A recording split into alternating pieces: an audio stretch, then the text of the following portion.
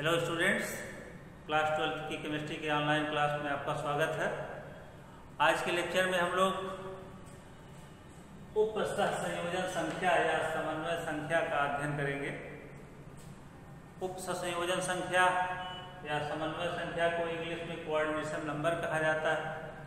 तो आइए इसे समझते हैं। इसमें बताया गया है कि किसी क्रिस्टल जाले की संरचना में एक गोले को आप कण भी बोल सकते हैं या अवयवी कण भी कर सकते हैं।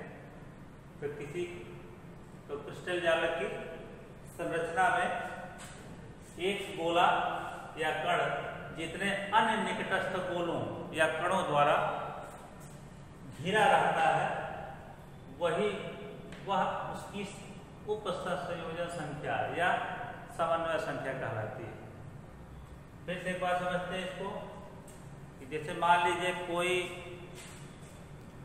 किसी क्रिस्टल का निर्माण हो रहा है किसी अवयवी कण के द्वारा। अवयवी कणों के द्वारा मान लीजिए किसी क्रिस्टल का निर्माण हो रहा है। तो मान लीजिए सब अवयवी कण है और ये अवयवी कण एक दूसरे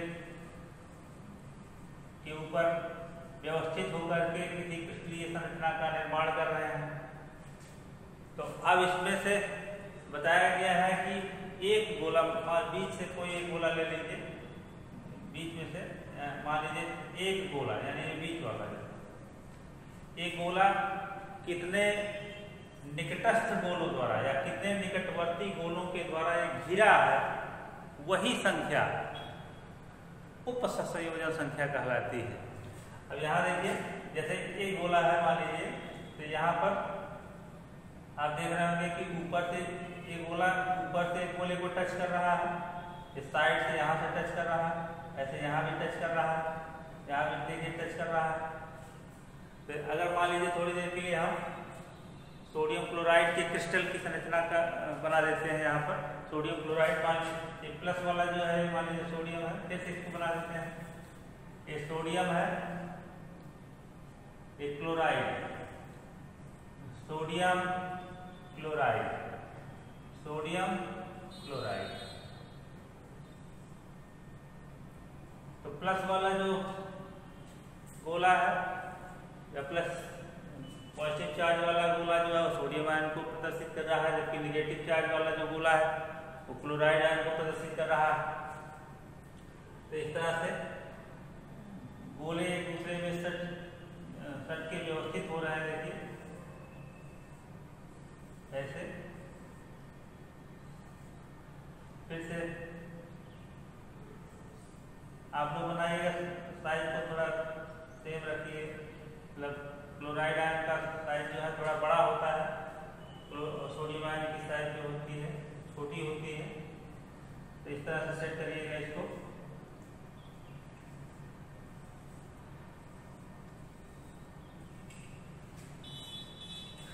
positive negative, positive negative, positive negative. Sodium chloride, sodium chloride, sodium chloride, chloride sodium, chloride sodium, chloride sodium.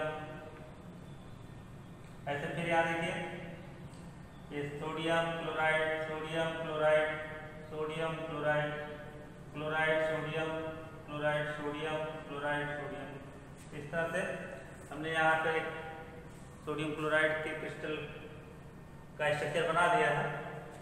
अब इसमें समझिए, देखिए कहा गया है कि क्रिस्टल जालक की संरचना, यहाँ मान लीजिए कि सोडियम क्लोराइड के क्रिस्टल की संरचना यहाँ बनाई गई है और इस संरचना में एक गोला या कण, इसमें से कोई भी एक गोला आप ले लीजिए, एक गोला या कण जितने अन्य निकटस्थ गोलों द्वारा घिरा रहता है, निकटस्थ गोलों द्वारा घिरा होता है, वही संख्या जो है उसकी समन्वय संख्या या उपसतह संयोजन संख्या कहलाती है।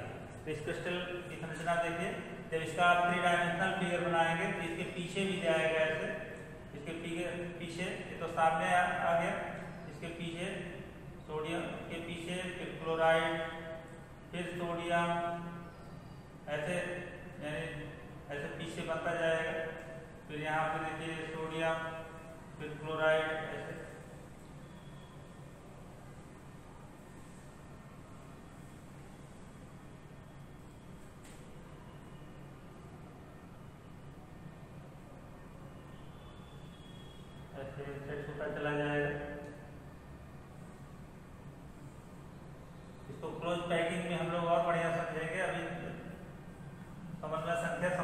करेंगे आगे इसको देखिए। तो इस तरह से 3 डायमेंशनल फिगर आप बना लेंगे और फिगर के माध्यम से आप समझेंगे इसको। क्लोराइड, सोडियम, तो आप देखिए इसको समझिए। जैसे मान लीजिए क्लोराइड आयन हम लेते हैं, इस क्लोराइड आयन के इसको देखिए कितने सोडियम आयन टच कर रहा है। एक सोडियम आयन देखिए ऊपर से टच कर रहा है, एक इस साइड से टच कर रहा है, एक इस साइड से नीचे से, तो कुल 4 सोडियम आयन टच कर रहे हैं।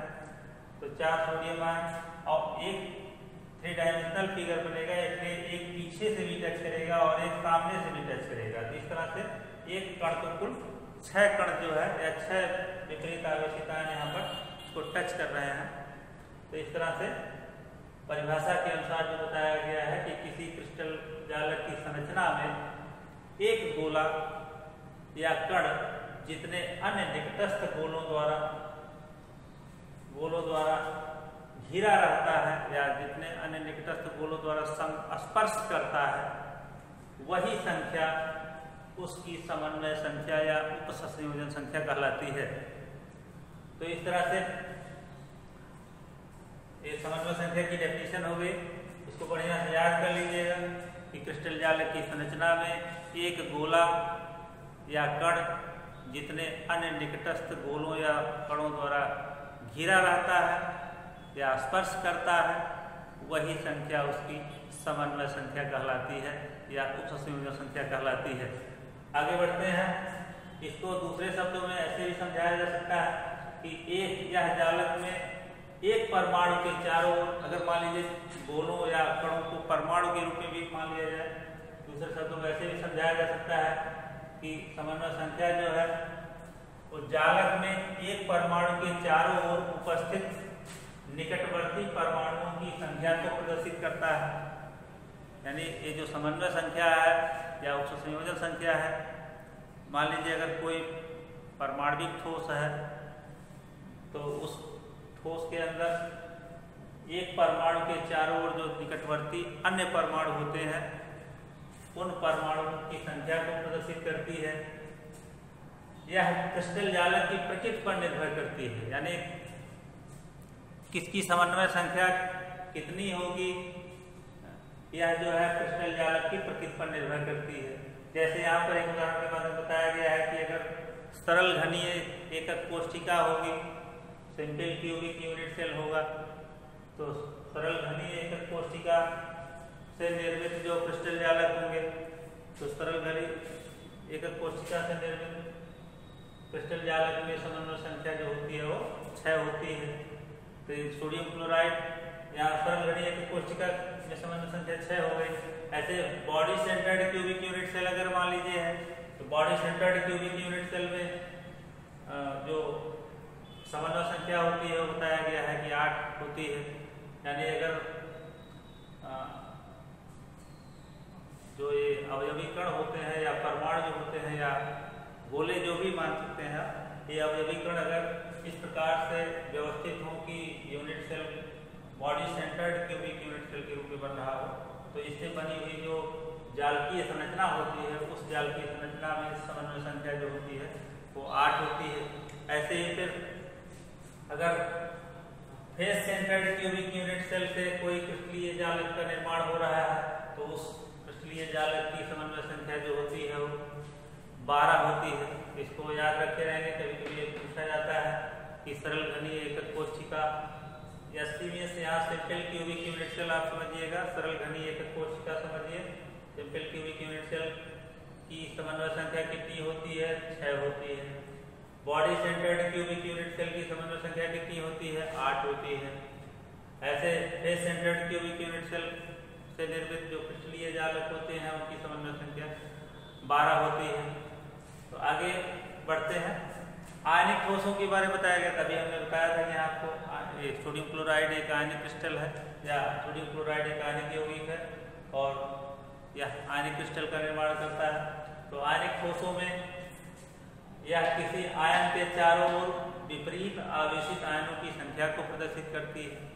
तो आयनिक ठोसों के बारे में बताया गया है कि आयनिक ठोसों में जो उसके अवयवी कण होते हैं वो उसके आयन होते हैं। अब आयन, धनावेशित आयन, ऋणावेशित आयन, यही जो है इसके, यही आयन जो है इस आयनिक ठोसों के अवयवी कण होते हैं।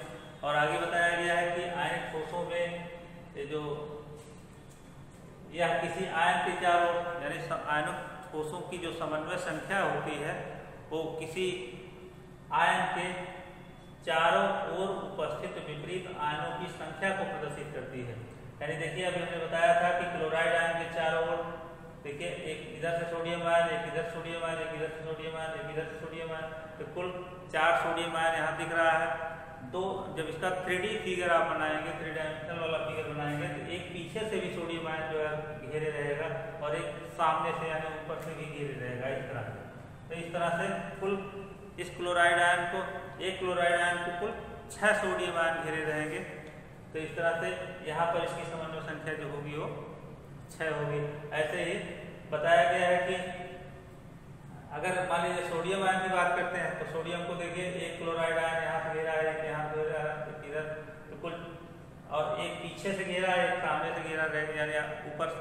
तो इस तरह से कुल एक सोडियम आयन को 6 क्लोराइड आयन स्पर्श करते हैं, जिसके कारण यहाँ पर जो है समन्वय संख्या जो होगी वो 6 हो जाएगी। तो इस तरह से यहाँ पे आपको ये समझना है कि आयनिक ठोस में एक आयन को कितने अन्य निकटवर्ती विपरीत आवेशित आयन उसको स्पर्श कर रहे हैं, वही संख्या जो है वो उसकी समन्वय संख्या बन जाएगी। यानी समन्वय संख्या, वही संख्या उसकी समन्वय संख्या कहलाती है। तो इस तरह से हमें उम्मीद है आप समझ गए होंगे इसको कि उक्त संयोजन संख्या क्या होती है। तो इसको बढ़िया से याद कर लीजिएगा कि उक्त संयोजन संख्या क्या है। एक बार फिर से देख लीजिए, क्रिस्टल जालक की संरचना में एक गोला जितने अन्य निकटस्थ गोलों द्वारा घिरा होता है, वही संख्या उसकी उक्त संयोजन संख्या या समन्वय संख्या कहलाती है। यह जालक में एक परमाणु के चारों ओर उपस्थित निकटवर्ती परमाणुओं की संख्या को प्रदर्शित करती है। यह क्रिस्टल जालक की प्रकृति पर निर्भर करती है, किस टाइप का क्रिस्टल जालक है उस प्रकृति पर डिपेंड करेगी समन्वय संख्या। आयनिक ठोसों में यह किसी आयन के चारों ओर उपस्थित विपरीत आवेशित आयनों की संख्या को प्रदर्शित करती है। तो ये तो आपको क्लियर हो ही गया होगा। जैसे यहाँ कुछ उदाहरण के माध्यम से भी समझा दिया गया था कि सरल घनी एकक कोष्ठिका अगर होगी तो कोऑर्डिनेशन नंबर जो है वो 6 प्राप्त होगा। Body centred cubic unit cell से अगर निर्मित कोई क्रिस्टल जालक है तो कोऑर्डिनेशन नंबर 8 होगा, और face centred cubic unit cell से निर्मित अगर कोई क्रिस्टलीय जालक है तो कोऑर्डिनेशन नंबर 12 प्राप्त होगा। तो आइए अब आगे बढ़ते हैं। समन्वय संख्या तो आपको समझ में आ ही गया है।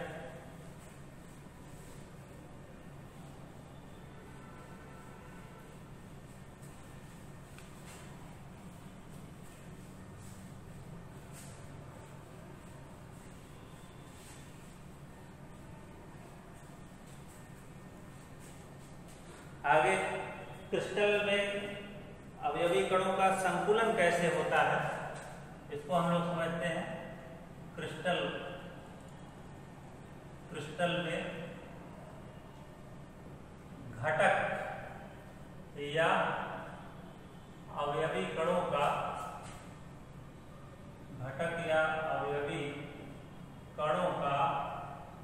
संकुलन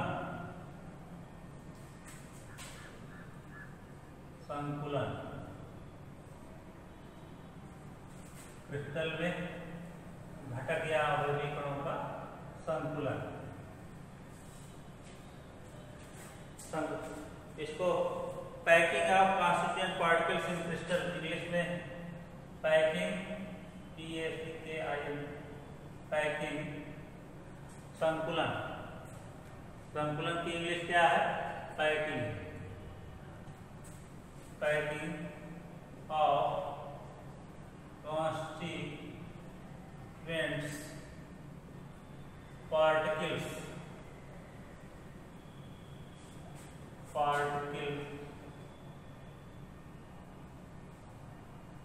packing of constituent particles in crystals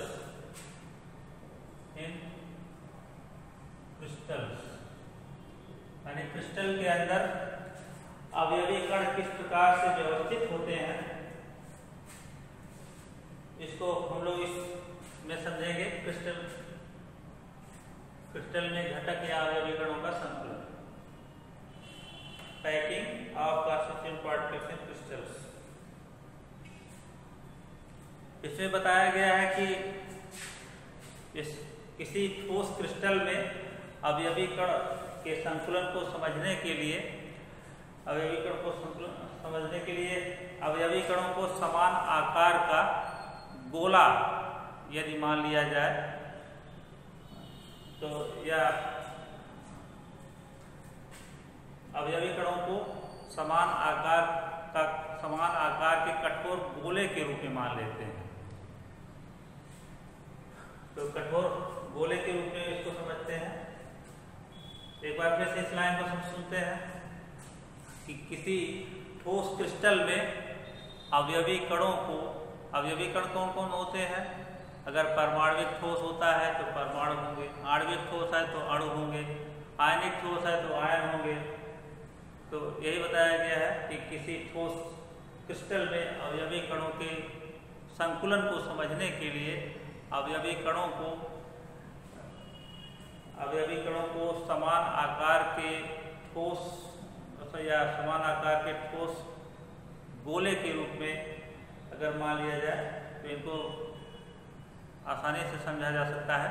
तो आइए बताया गया है कि इन गोलों को किसी उपलब्ध निश्चित स्थान में इस प्रकार से व्यवस्थित किया जाए कि उपलब्ध निश्चित स्थान में अधिक से अधिक गोले आ जाएं, जिससे बताया गया है कि एक व्यवस्थित क्रिस्टल का निर्माण हो सके, एक अधिक से अधिक या व्यवस्थित क्रिस्टल का निर्माण हो सके, या कह सकते हैं कि अधिकतम घनत्व वाले क्रिस्टल का निर्माण हो सके।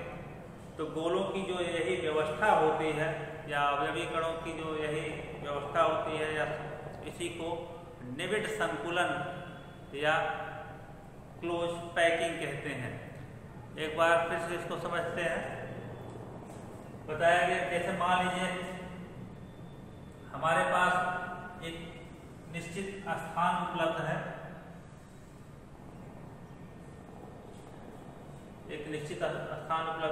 इसको और आसानी समझने के लिए जैसे मान लीजिए कि एक बिस्किट पैकेट का जो बिस्किट का जो गत्ता होता है, या जो सोप्स के या साबुन के जो गत्ते होते हैं, एक गत्ता लेते हैं तो गत्ते के अंदर का स्थान अब निश्चित है। अब उस गत्ते में एक निश्चित मात्रा में साबुन के पैकेट या बिस्किट के पैकेट रखे जा सकते हैं। तो अगर हम साबुन के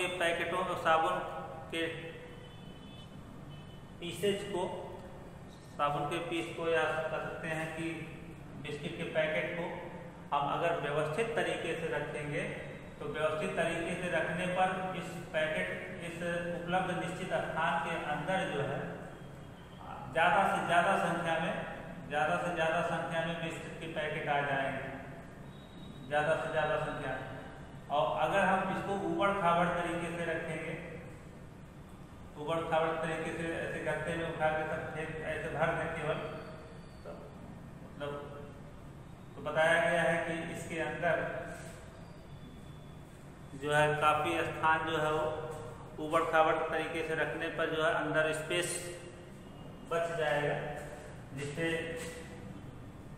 कम से कम पैकेट इसके अंदर आ सकते हैं। तो यही जो व्यवस्था है, यही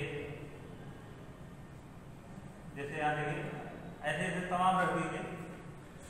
और तो बताया गया है कि तो यही व्यवस्था जो है क्लोज पैकिंग कहलाती है। अगर आप साबुन या बिस्किट के पैकेट को व्यवस्थित तरीके से रखेंगे उपलब्ध निश्चित स्थान के अंदर, तो ज़्यादा से ज़्यादा या मैक्सिमम नंबर्स में या ज़्यादा से ज़्यादा संख्या में बिस्किट के पैकेट इस उपलब्ध निश्चित स्थान में आ जाएंगे।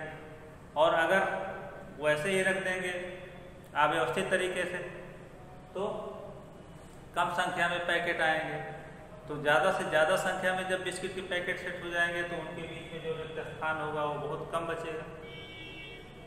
खाली स्थान जब बहुत कम रहेगा तो घनत्व अधिक हो जाएगा, और जब घनत्व अधिक हो जाएगा तो यही व्यवस्था बिल्कुल ठोसों के अंदर बताई गई है। तो जब कण जो होते हैं इस प्रकार से उपलब्ध निश्चित स्थान में व्यवस्थित होते हैं कि एक कण दूसरे कण को मतलब एकदम सट कर व्यवस्थित हो, तो उनके बीच में जो इंटरमॉलिक्यूलर स्पेस होता है, कह सकते हैं कि अंतराणविक अवकाश होता है, एकदम नगण्य के बराबर हो जाता है। तो अधिकतम घनत्व का क्रिस्टल प्राप्त हो जाता है। तो कणों की यही जो व्यवस्था होती है यही क्लोज पैकिंग कहलाती है। तो इसी को हम लोग यहाँ समझते हैं। तो ये तो हमने बिस्किट पैकेट का उदाहरण दिया है। ऐसे आप तमाम उदाहरण के माध्यम से समझ सकते हैं।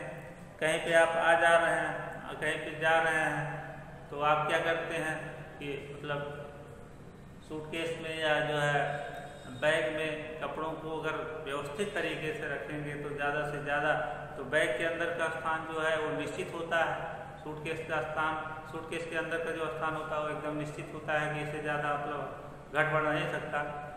तो उसमें किस प्रकार से ले जाने वाले सामान को व्यवस्थित करके रखा जाए कि ज़्यादा से ज़्यादा सामान उसमें आ जाए, तो यही व्यवस्था जो है वो क्लोज पैकिंग कहलाती है, निबिड संकुलन कहलाता है। तो यही इसमें बताया गया है क्रिस्टल में घटक या अवयवी कणों के संकुलन में कि गोलों को उपलब्ध निश्चित स्थान में, एक बार फिर से हम यहाँ लिख देते हैं कि गोलों अवयवी कणों को उपलब्ध अवयवी कणों या गोलों अवयवी कणों या गोलों को उपलब्ध निश्चित स्थान में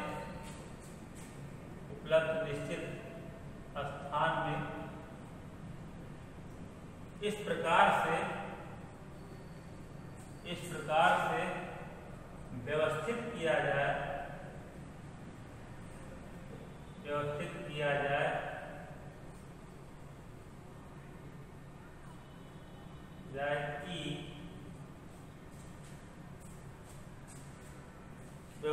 जाए कि उपलब्ध निश्चित स्थान में एक दूसरे को स्पर्श करते हुए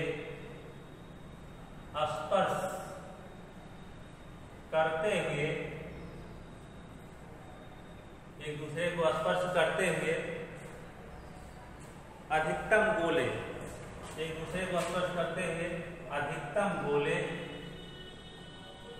समा जाएं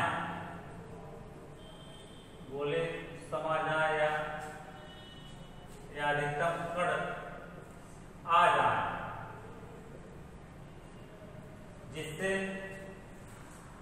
अधिकतम घनत्व का क्रिस्टल प्राप्त हो, जिससे अधिकतम घनत्व का क्रिस्टल प्राप्त हो। गोलों की इसी व्यवस्था को, अवयवी कणों या गोलों की इसी व्यवस्था को कि यही व्यवस्था गोलों की यही व्यवस्था निबिड संकुलन,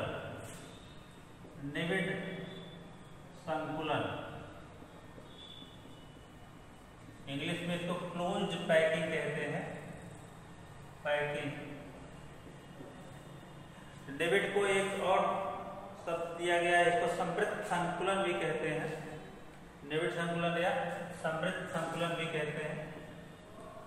समृद्ध संकुलन कहते हैं। तो क्लोज पैकिंग क्या है? अवयवी कण या गोला, क्या अवयवी कणों को अगर गोला मान लिया जाए, एक समान साइज से गोला माना जाए तो अवयवी कणों या गोलों को उपलब्ध निश्चित स्थान में इस प्रकार से व्यवस्थित किया जाए कि उपलब्ध निश्चित स्थान में एक दूसरे को स्पर्श करते हुए अधिकतम गोले समा जाए, जिससे अधिकतम गोले समा जाए, जिससे या अधिक से अधिक गोले समा जाए, जिससे अधिकतम घनत्व का क्रिस्टल प्राप्त हो। तो गोलों के रखने की या गोलों के व्यवस्थित होने की जो ये व्यवस्था है, यही क्लोज पैकिंग कहलाती है। इसको समृद्ध संकुलन या निबिड़ संकुलन भी कहते हैं। तो समृद्ध संकुलन या क्लोज पैकिंग को हम लोग बहुत विस्तार से समझेंगे। इसके लिए इसको नेक्स्ट वीडियो में हम लोग बहुत विस्तार से समझेंगे, क्योंकि इसमें कई चीज़ें बताई गई हैं। तो आज के लेक्चर में बस इतना ही। इसको क्लोज पैकिंग को समझते रहिएगा कि जैसे ये जो फल वाला जो बॉक्स आता है, लकड़ी का जो बॉक्स आता है, उसमें सेब या संतरे को बिल्कुल ऐसे ही व्यवस्थित करके रखा जाता है। जैसे मान लीजिए जो सेब का पैकेट जो आता है, उसमें इस प्रकार से फल बेचने वाले फल को व्यवस्थित करके रखते हैं कि ताकि जो है कम मतलब एक निश्चित स्थान में ज़्यादा से ज़्यादा सेब को रख करके उसको बेच सके। जैसे एक इस प्रकार से इसमें व्यवस्थित करते हैं सेब को कि एक दूसरे को स्पर्श करते हुए ज़्यादा से ज़्यादा सेब इसी में आ जाए। तो ये ज़्यादा से ज़्यादा सेब, इसी प्रकार संतरे को भी रखा जाता है। तो यही जो सेब संतरे को जो रखने की जो व्यवस्था है, इसी को क्लोज पैकिंग कहते हैं। तो इसी को हम लोग यहाँ विस्तार से पढ़ेंगे। इसको अभी फिलहाल इतना ही, शेष नेक्स्ट वीडियो में। धन्यवाद।